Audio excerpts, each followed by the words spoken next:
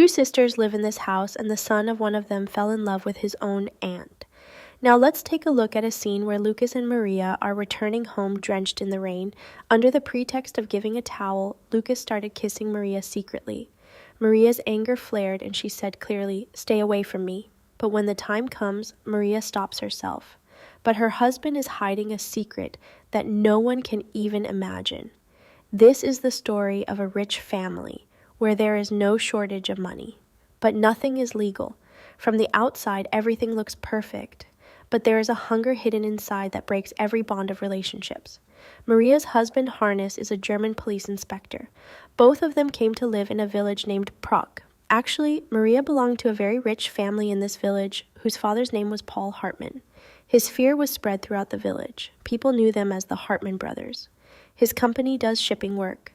But in reality, he was involved in illegal activities, especially in dealings with girls.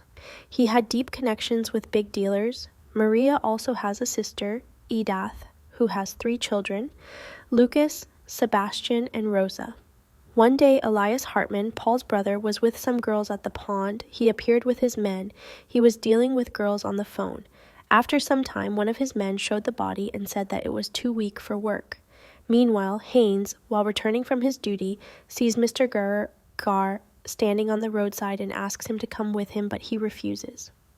Mr. Gallagher was often harassed by people when he returned home. He also had a brother who kept himself locked in the house.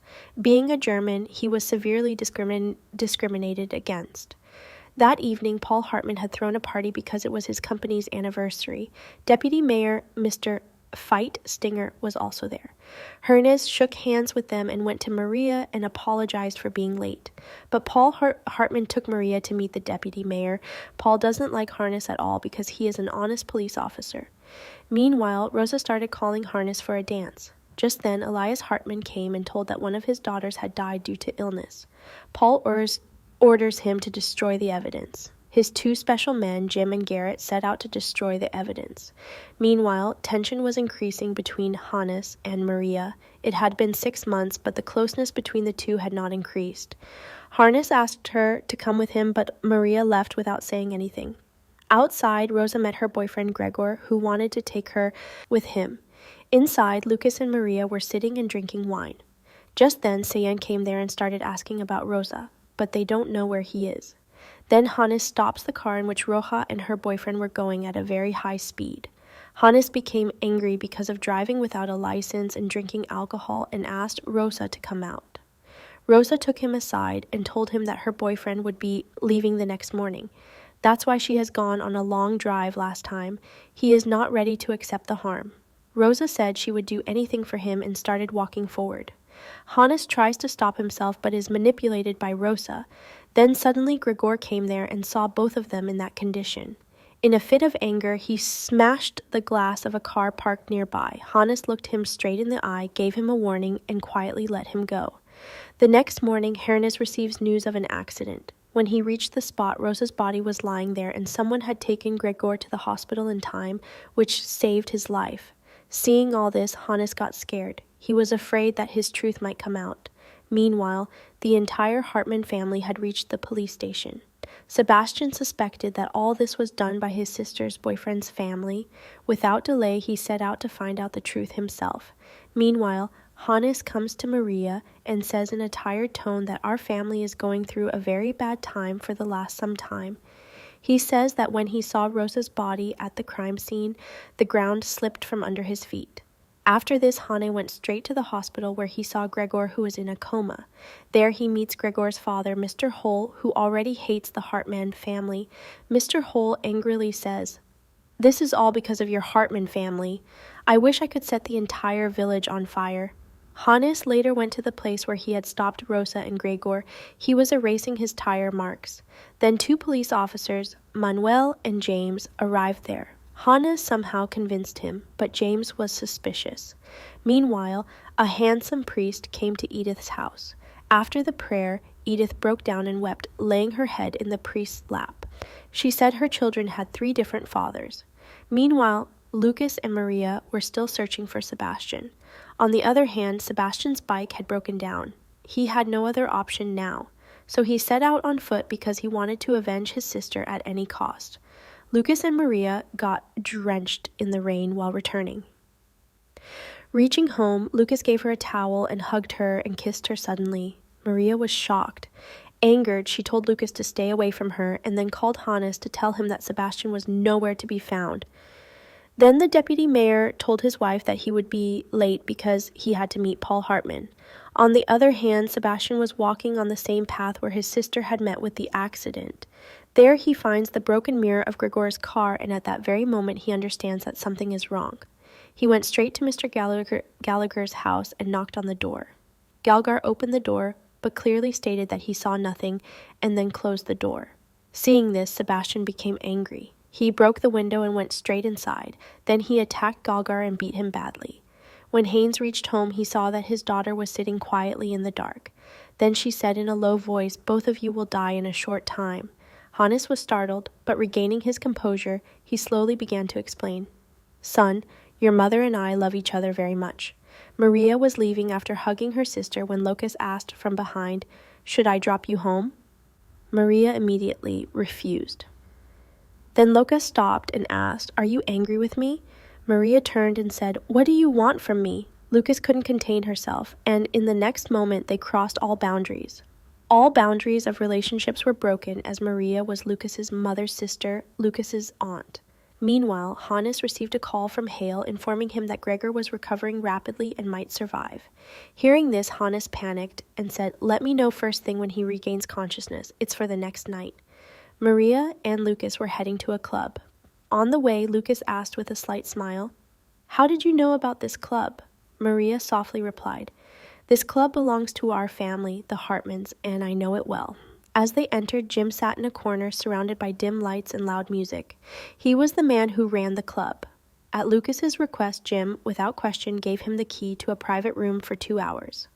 But what was about to unfold behind that room would shatter any relationship's boundaries. That night, Maria left her husband, Hannes, to indulge her desires with Lucas, a moment that was not only illegal but also deeply shameful. They didn't know that every room in the club was equipped with hidden cameras. Jim, sitting in front of the screen, was initially shocked to see Lucas with his own aunt, but after a few moments he began to rub his eyes at the sight. Meanwhile, Hannes was sitting in his daughter's room. He took out an old album from the wardrobe and began showing her childhood photos one by one. There were tears in his eyes, but a faint smile on his face. He said softly, "Look, your mom has always been there for us. You'll never know how much she's done for you, how much we love each other." He then said good night to his daughter and quietly left the room. Maria returned home late that night. As soon as the door opened, Hannes wasted no time in asking, "Where did you go so long?" Maria lied without thinking. While searching for Sebastian, she was still looking for him. "It got late, but we couldn't find him anywhere." Hannes looked into her eyes and said, "Maria, do you still love me or not?" Maria sighed and replied, "I think everything is going well, but I'm feeling sleepy. I'm so tired." With that, she got up angrily and stormed out of the room. The next morning, Sebastian was standing in the kitchen, a glass of juice in his hand and a carrot he'd taken from the fridge, which he was eating with ease. Just a few hours earlier, he had beaten Mr. Gallagher so badly that Gallagher barely had the strength to stand. Suddenly, from the corner of the room, he heard a cage shake. Sebastian looked. Inside was a small rabbit. He reached out and gently picked it up. Mr. Gallagher's breathing quickened. It didn't take long for him to realize what this boy was going to do to his beloved rabbit if he didn't tell the truth. Trembling, he begged for mercy. "Please don't do anything to him. The rabbit was his most precious possession." And then, overcome with fear, he blurted out the truth. He said, "It was none other than your uncle who stopped Rosa and her boyfriend that night. I saw with my own eyes all the dirty things Hannes did." Sebastian's eyes burned red with anger. Now his only goal was to destroy Hannes. Without hesitation, he twisted the rabbit's neck as he left. There were only 2 things in the world that Mr. Gallagher loved immensely: his brother and his rabbit. Today, these were taken away from him, leaving a void in his heart that will likely never be filled. We then cut to an office room where Officer James is sitting across from Hannes, a serious look on his face and a slight tension in his voice. James said simply, "Sebastian is trying to solve this case his own way. Hannes replied with a slight smile, "Don't worry about it, this is my case." But James didn't stay silent. He opened the file and slid the forensic report to Hannes. It contained a shocking statement. A stranger's DNA was found on Rosa's dress. The most surprising thing was that the DNA did not match Gregor's at all. James's investigation revealed Hannes's difficulties, and she was increasing it. As if that wasn't enough, James revealed another dirty secret. Sebastian was in love with Rosa. Hans looked at him in surprise and said, "That's impossible because they're cousins." "That can't be possible." But James remained adamant. This sparked a heated argument between the two. The atmosphere in the police station was heavy. Hannes revealed to the Hartman family a secret that only the forensic team had known until now.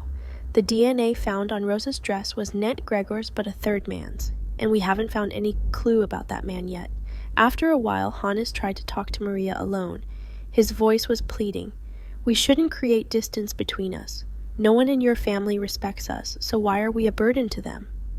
Maria replied calmly but clearly, "Don't forget the days when you were helpless. My family was the one who supported you." Hannes took a deep breath and said, "I don't know why. Ever since it all started when you came to this village. You were so nice before." Maria didn't reply to this and went straight to her father, Hartman. She pleaded with him, "I want to work here again. I can handle your property very well." But Hartman doesn't trust anyone so easily, even his own daughter. She must earn his trust and prove her worth. Just then, Hartman's brother, Paul, arrived with good news. He played a video from inside the club showing Deputy Mayor Mr. Festinger having an affair with Dana. The implication was clear. Now they could make Mr. Festinger dance to their tune. But this wasn't a random move. Hartman had planned this entire scheme long ago so that when the right time came, he could use this video to get his way. While returning home, Hannes suddenly received a call from Sebastian. Hannes asked about his well-being, and Sebastian said, "I'm not going anywhere, but to you. I want to meet you." Hannes refused and simply said, "Go home, everyone is waiting for you." Then they hung up. A short while later, Hannes went to the Hartman family's club to look for a missing person. There he saw a girl named Dina. Seeing her condition, Hannes understood what had happened. Just then he heard footsteps outside.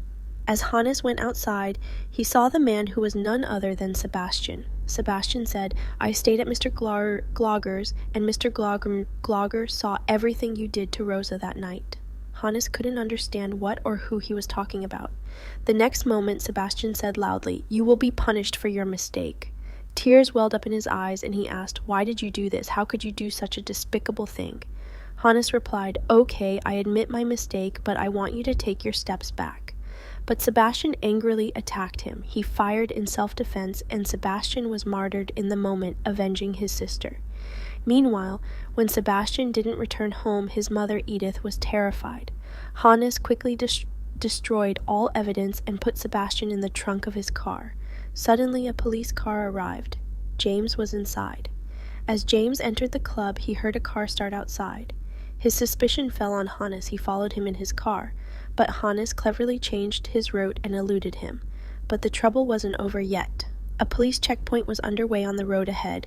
Vehicles were being stopped, and this is where the first episode of this story ends. Be sure to comment for part 2, because as the story progresses, more dark secrets of this family will be revealed, ones everyone will want to know.